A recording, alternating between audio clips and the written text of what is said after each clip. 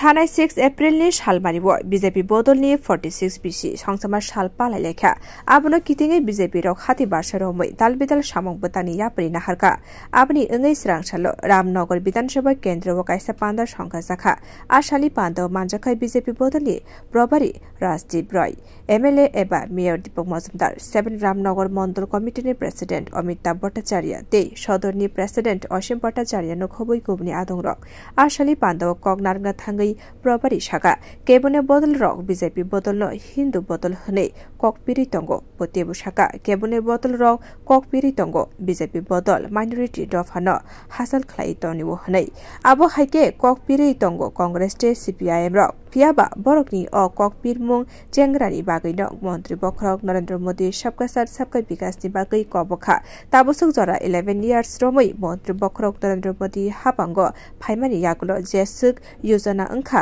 आयोजनाबो धर्मन नाशिकैरि जागिया মানে হচ্ছে যে ভারতীয় জনতা পার্টিকে বলা হতো যে তারা হিন্দুদের দল ভারতীয় জনতা পার্টিকে বলা হতো যে মাইনরিটি সম্প্রদায় সে মুসলিম সম্প্রদায় হোক সে খ্রিস্টান সম্প্রদায় হোক সে বুদ্ধ সম্প্রদায় থেকে হোক সে জৈন থেকে হোক পার্সি হোক তাদেরকে তারা দূরে রাখে এই যে খোলস ভারতীয় জনতা পার্টির সম্বন্ধে বলা হয়েছে এবং আমার বিরোধীরা বলেছেন বিশেষ করে কংগ্রেস এবং কমিউনিস্ট এটাকে মিথ্যা প্রমাণ করার জন্য